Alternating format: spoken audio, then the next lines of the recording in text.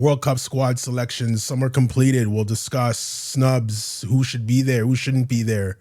Miami was in Toronto again to face TFC. Embarrassing. We'll discuss. Is Toronto ready for the World Cup? Maybe the city is. The infrastructure? Maybe not so much. EPL coming down to the last 2 days, 2 games. We'll discuss. Coaching changes. We'll discuss. Manager of the Year nominations in the EPL. We'll discuss. Some leagues are done. We'll discuss. Stay tuned.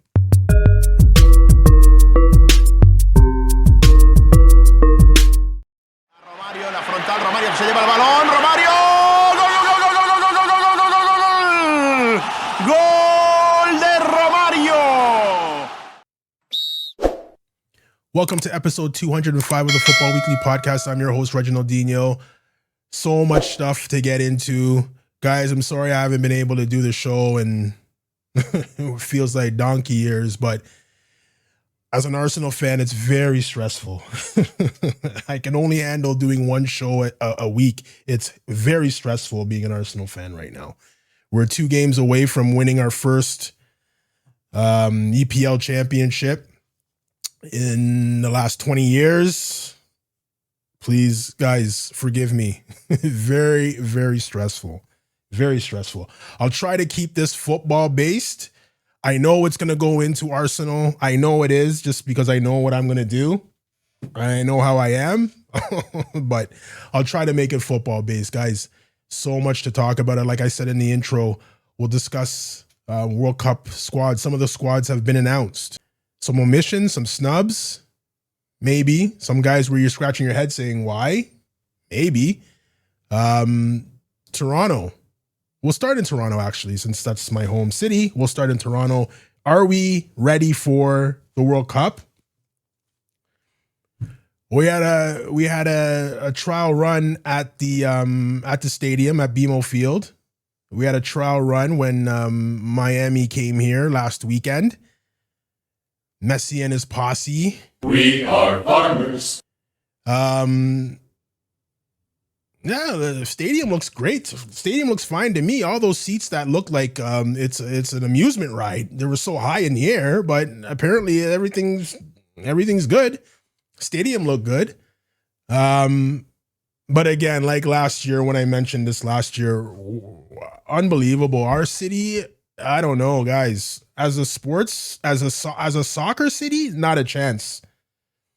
Maybe it's because we didn't have a soccer team for so long, and we're used to other watching other players. And when the other players are washed, when other players are, done playing in their European leagues and they come over here for their MLS paycheck, we're so used to seeing them and cheering for them that we can't get out of it. I don't know. If Thierry Henry is one of my favorite players, actually Patrick Vieira is my favorite player. Wow, he's one of my favorite players. Diego Maradona is my favorite player. But even if Diego came and played against Toronto FC, I don't think I would cheer for the team he was playing for. I would cheer for my hometown team. That's me. That's what I would do. But I'm different. So another embarrassing performance by Toronto soccer fans, I should say. Another love-in for Messi, smoking our team 4-2 when we're trying to rebuild and get this team better. Have another successful Canadian club team playing, especially in one of the greatest cities in the world, in Toronto, but spoiled by Argentina jerseys. I've never seen so many Inter Miami jerseys in Toronto in my life. Miami's a short flight, Miami. But again, embarrassing. I think it's embarrassing. People are going to look at me like, oh, Reggie. To me, it's embarrassing when 75% of your stadium is cheering for the other team. It's embarrassing. And then this is what's going to happen in the World Cup, guys. I'm telling you. We don't have any. Well, it won't happen in the World Cup here in Toronto because we don't have any games after the initial group stages here in Toronto. But if there was anything going on in Vancouver or Montreal, it'd be the same there.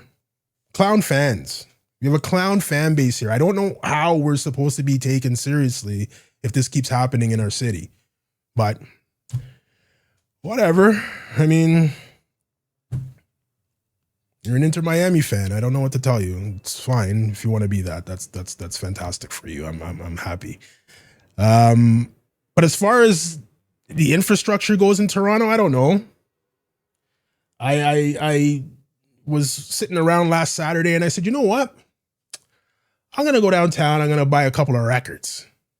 Let's go. Yeah, get dressed, take a shower, get dressed. Let's go. You know, I just got the car washed. I got the winter tires are taken off, so now I got my summers on. Let's give it a roll downtown. Let's give it a nice drive. I figure I'd get on the highway in Don Valley. For guys that live in Toronto, you know the Don Valley Parkway. Get down to Toronto, get down to the city, walk around for a little bit. So I put it in Waze. What's the quickest way to get there? And every single way is taking me not on the highway. And I'm like, what the hell's going on here? So I'm looking. I can say, you know what? I'm just going to go on the highway and then it'll recalculate and it'll get me there. Get to the entrance of the highway. Don Valley Parkway is closed for the weekend. For those of you that live in Toronto or the GTA surrounding area, Don Valley is the only way to get downtown from north of the city. If you live in Markham, if you live in Newmarket, if you live out north of the city, Don Valley is the only way. 404 turns into Don Valley at the 401 into Toronto. Only way to get there. Closed for the weekend. So, okay, and that's why it's telling me to take back roads and this and this and this. So, okay, I'll take the back roads. Fine. I'm already out. I'm not gonna go back. Let's just go. Round trip for my trip, 3.5 hours round trip. When it should have taken me, with looking at the records and all that stuff, it should have probably taken me 2. So tacked on that highway being closed, tacked on another hour to my trip. That's the problem in this city. There's one way to do everything. There's one way to get everywhere, unless you're on back roads and you can take the Bayview extension and you can take Don Mills into the city or whatever.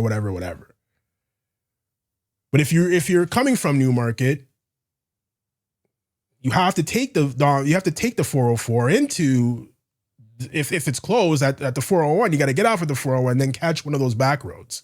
That's going to your trip's 4 hours now to go downtown to Toronto. Ridiculous. The city is not this infrastructure, and when I say infrastructure, I'm talking about the subway systems and it's not like New York, it's not like London, it's not like places where you can get on a train and you can go anywhere on the train.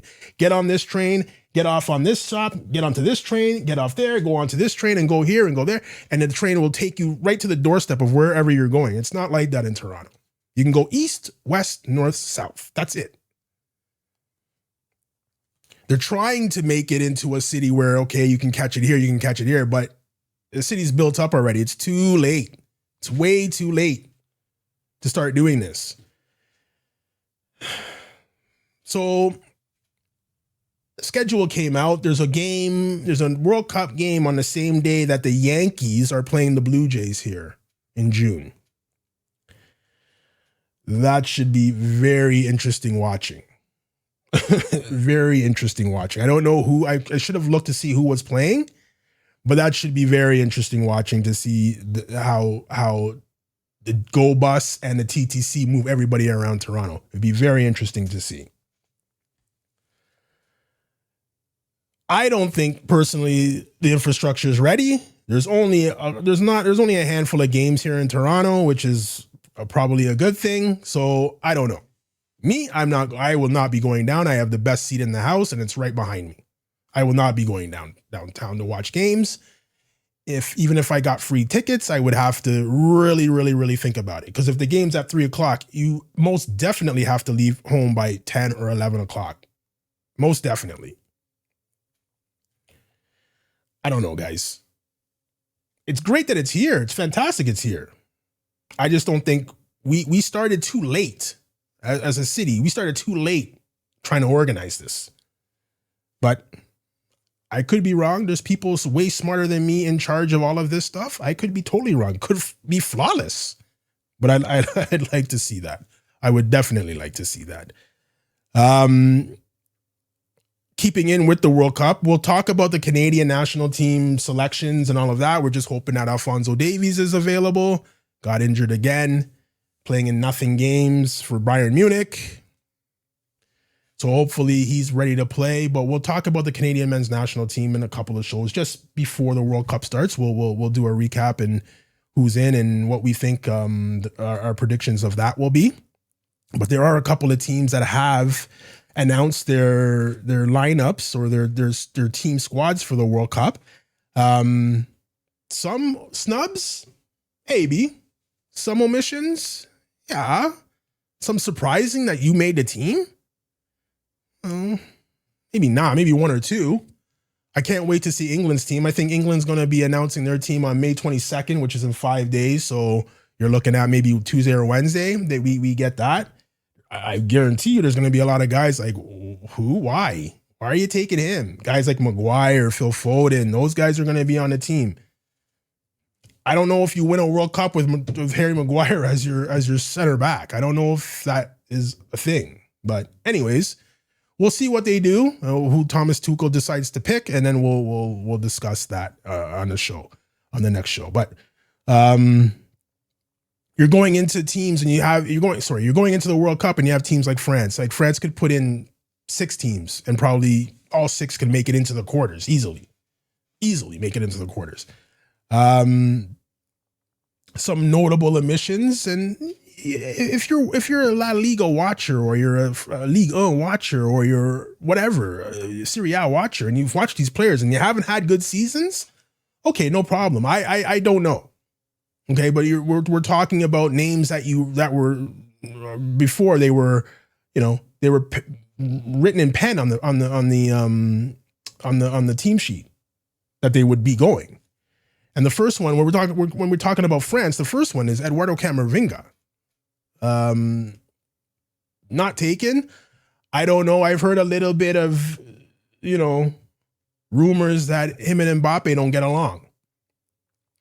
And I hope it's not a situation like we have in Portugal where a player is telling the federation which players to take and which not to take. I hope it's not like that.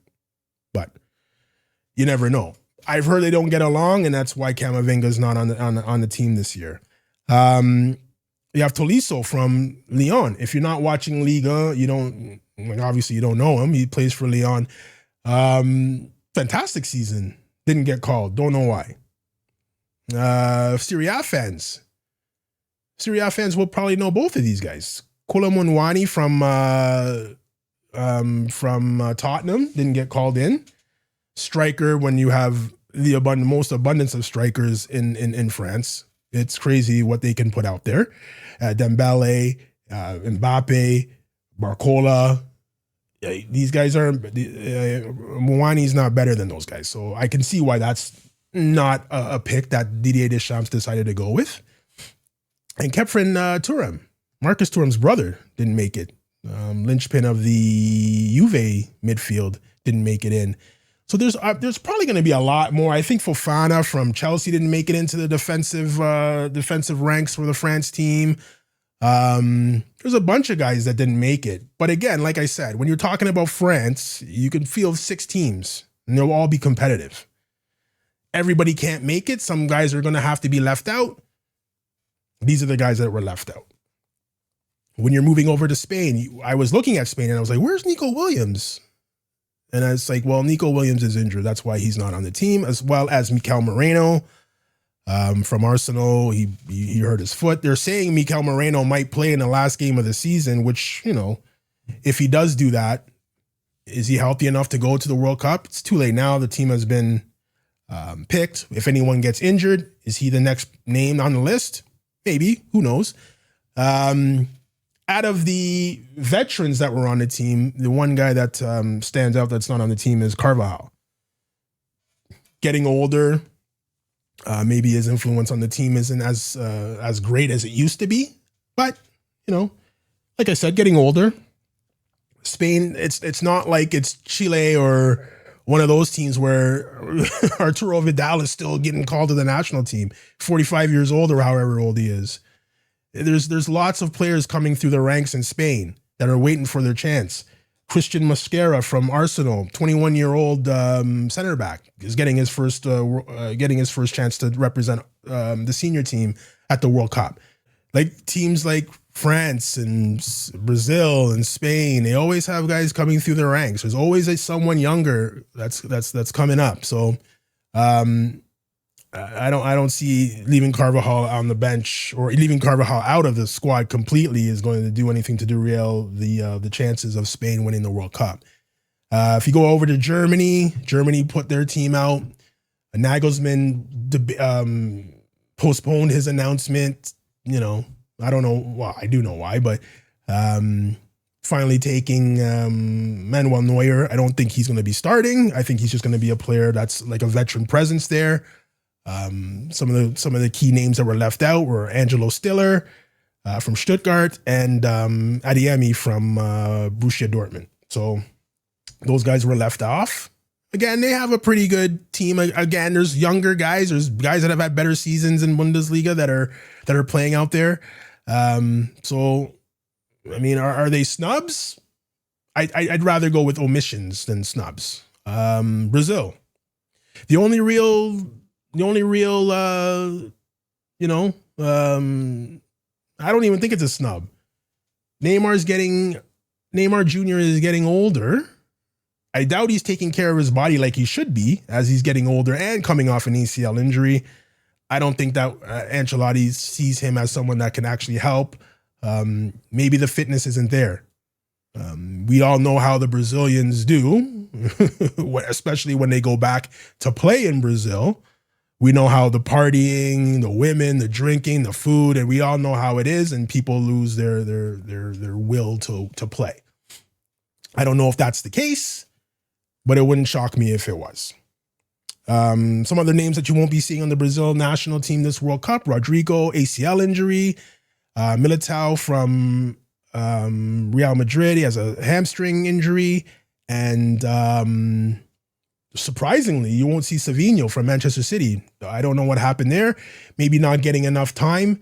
Pep Guardiola didn't play him a lot this past season, so maybe that's the reason why Ancelotti didn't get a lot of looks at him. But he is a good player. He's a great player, actually. I don't know. I'm assuming the non, the low playing time is the reason why he didn't get selected to the team. But again, injuries can happen between now and the start of the World Cup, and guys can get brought in, so you never know. Belgium omissions, I don't think so. More people are more surprised that Lukaku got another opportunity to play in the World Cup. Going back to France, actually, some of the surprising guys that were put on the team, and I don't know if it's surprising or not, but we're hearing Adrien Rabiot's name bandied about. You're hearing the Hernandez brothers' names. Why are they on the team? I thought they always played well. And Jean-Philippe Mateta from Crystal Palace is on the team now. I mean, Kolo Muani, you're looking at those four guys that I mentioned earlier with Mbappe and Barcola and those guys. You're looking at those guys and Dembele, and then you add Mateta to that. Are you scoring at a higher clip than these guys? And you're not. So that's probably one of the reasons why you're not on the team. I can't wait to see the England national team. I can't wait to see it. So Portugal has also released their squad. Ronaldo again on the team, probably the captain, probably starts. I don't know. I don't know, guys. Last World Cup, was he any good? Or not, I shouldn't say was he any good. What did he have any, was he a major influence on the Portuguese national team? Again, he could be the Manuel Neuer of the Portugal team. I don't know. Maybe they're going to use him like that. a guy that's a veteran superstar, you know, that can impart his wisdom. Or maybe like a part of the coaching staff that wears a jersey, maybe. But if you're hoping to put Ronaldo into the games and that's your go-to guy, I don't know.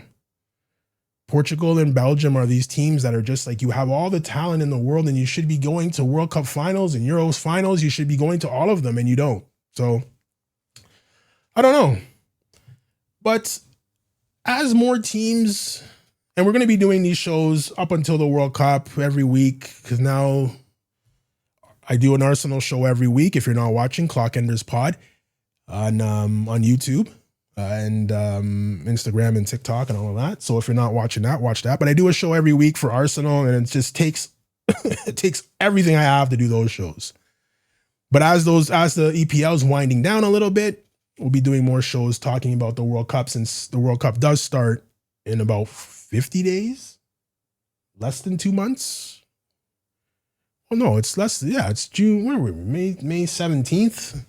Yeah, it's coming up. So we'll be talking about, like I said, we'll be talking about the Canadian national team and who they've picked, and we'll talk about England, and we'll talk about Ghana. I know they've actually picked their team already. I believe they've picked their team already. We'll talk about that.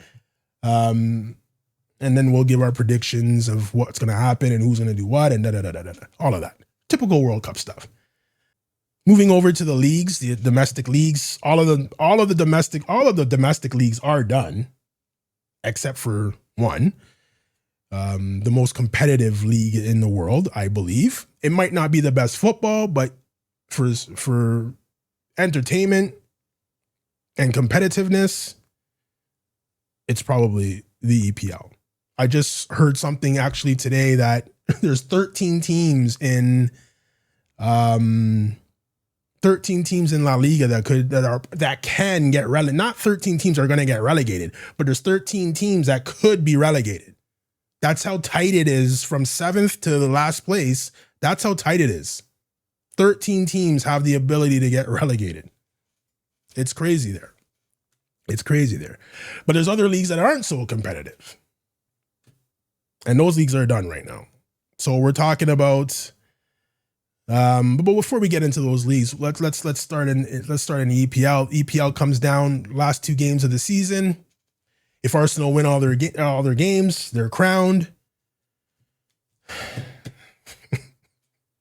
Arsenal wins all their games, they're crowned. Don't have to worry about anybody. Don't have to worry about City winning. Don't have to worry about this team beating this and taking this point and these goals. Just win your games and you win the league.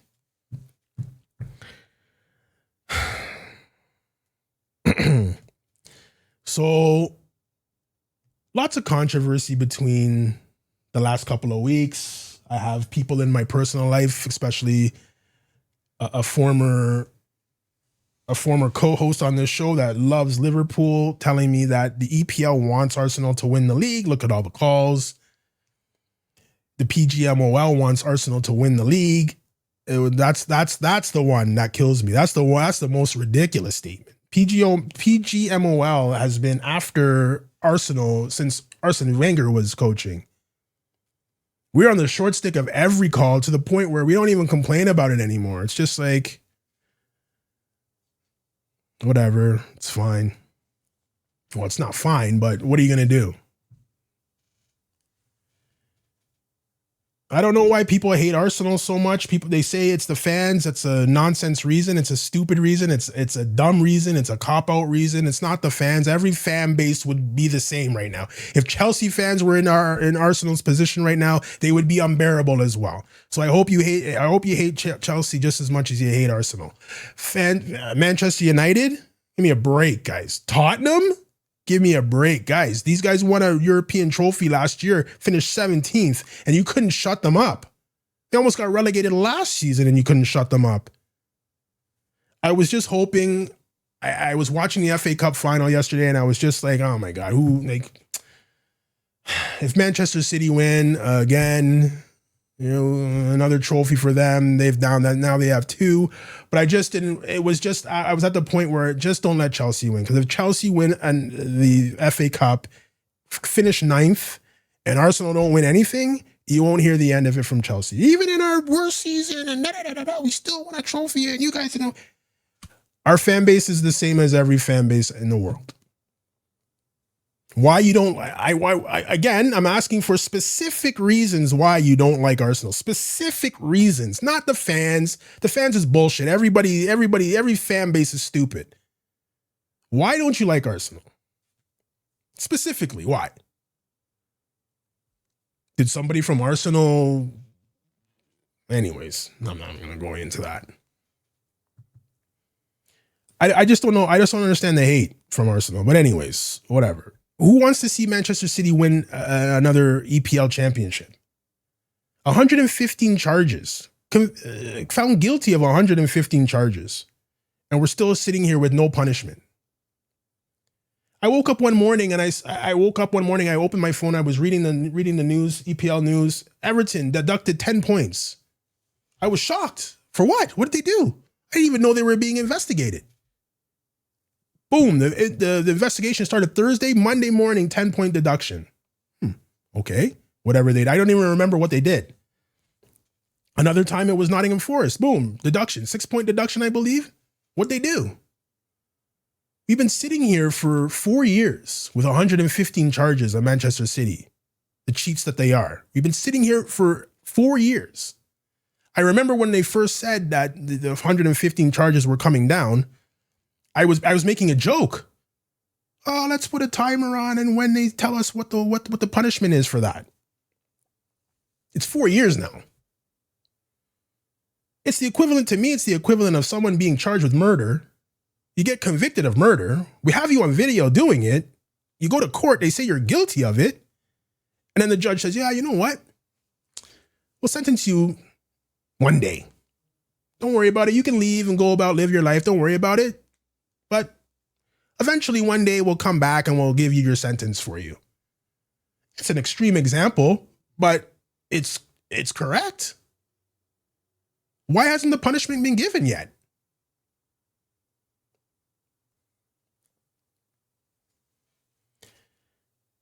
Cheating is what it is. It's cheating. And the same Liverpool fan that used to be on the show, I don't know why he doesn't want Arsenal to win the league. He'd rather see Manchester City win the league. It's absolutely crazy to me. Manchester City has robbed him in his club of 2 times to win the championship, to win the EPL title. Twice. The Rodri handball, the Doku kicking McAllister in the chest, no calls. Guys, if you're a Liverpool fan, or a Manchester United fan as well, why do you want Man City to win? Cheating bastards is what we call them. Cheating bastards is what we call them. And Pep's at the head. Don't let him fool you. I didn't know. Don't let him fool you. You knew exactly what's going on. If your company that you work for did what Manchester City did, people would go to jail. They would go to jail. Cooking the books. Overstating income. You would go to jail for that.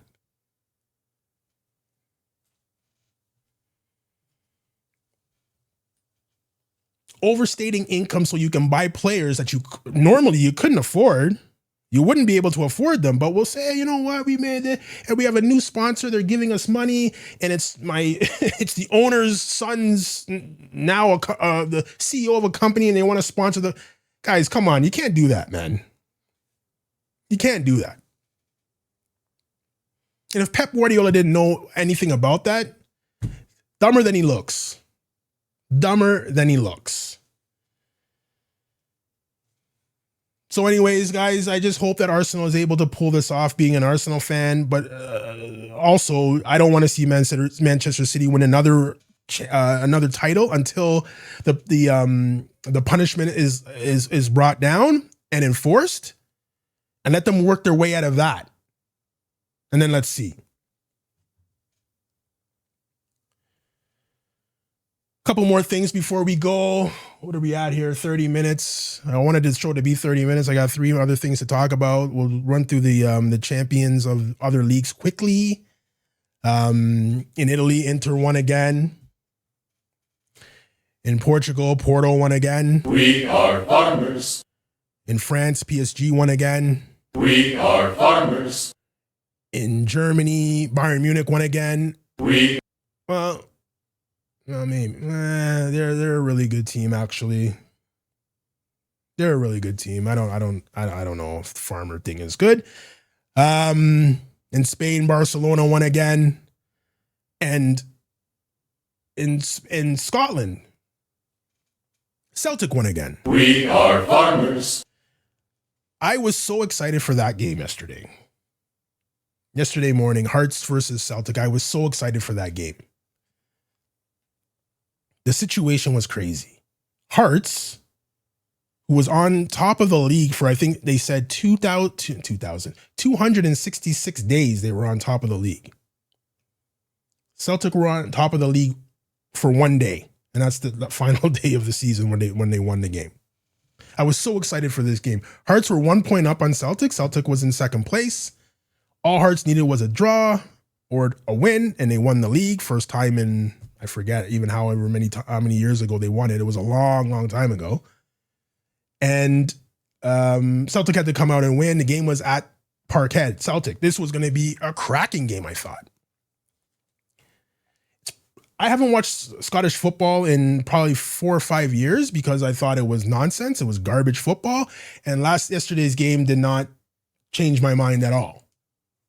Awful football game. If you want to see kick and run football, then you watch that game yesterday. I thought it was going to be, I didn't think it was going to be a tactical masterclass, but I thought there would be, moments. The moments only came when Hearts were pushing, and I don't even know why they were pushing. It was 1-1. Hearts scored first. 2 minutes later, Celtic got a penalty. Shocking. They tied it up, and I don't know how they get caught.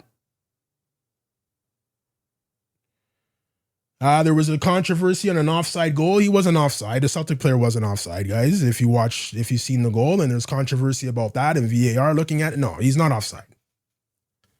If the ball went to him first, he would be onside, but the ball didn't go to him first. He wasn't offside. Goal should count, and it did count.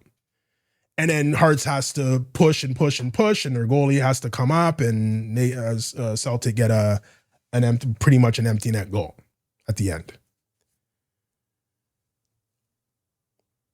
I don't want to hear anything about Scottish football. We're not ever going to talk about it on this thing.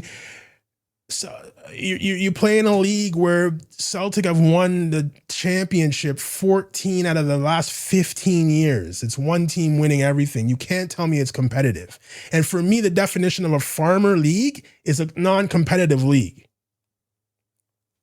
A competitive league where there's only 1 or 2 teams that could possibly win this league. That's my definition of a farmer league. And that's Scottish football. It's a farmers league. We are farmers. I had an argument on Instagram, not an argument, but a conversation with someone on Instagram. Somebody put out that Jakob Kiwior, who used to play for Arsenal, I think we sent him on loan in January to Porto. He made a cheeky comment. Oh, he had to leave Arsenal. As soon as he left Arsenal, he won a trophy. Yeah, okay. You're playing in the Portuguese league, bud. You're playing for one of the best teams in the Portuguese league. Stop. Go play for Braga and see if that happens. So I called in the comments that I made, I called the Portuguese league a farmers league. We are farmers. And I didn't like that. How can you call it a farmers league? If you're going to compare the EPL and the Portuguese, you can't. Yeah, no kidding, you can't compare the two. I'm not comparing the two. I'm telling you that the Portuguese league is a farmers league. We are farmers. Anybody who is a decent player in the Portuguese league looks to leave that league. Or you're on your MLS vibes when you're done playing in Europe and you can't hack it in Europe anymore. You go play in Portugal or you go play in the lower leagues. And it might sound like it, but I'm not dissing leagues. I'm telling you, some leagues are not competitive. Especially if you're on one of the two best teams in the league. For years in Scotland, it's Celtic and Rangers. Those are the only two teams that would win. And if you go back, I didn't even look. I should have gone back. But if you go back and look, Celtic have won 14 of the last 15. I bet you the one they lost, Rangers won it. I'll bet that. Bayern Munich the same. There was a time when they won 10 in a row. Juve the same. There was a time when they won how many in a row? Maybe there were 10 in a row.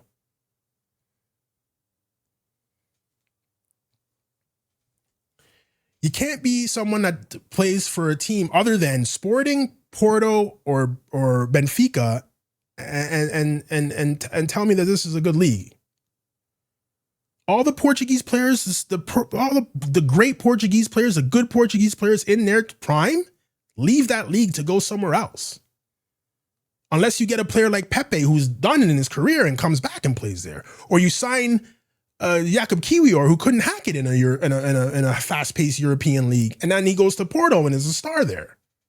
No disrespect, but I mean, let's not say Portugal's league is one of the most competitive and strong leagues in the world. It's not.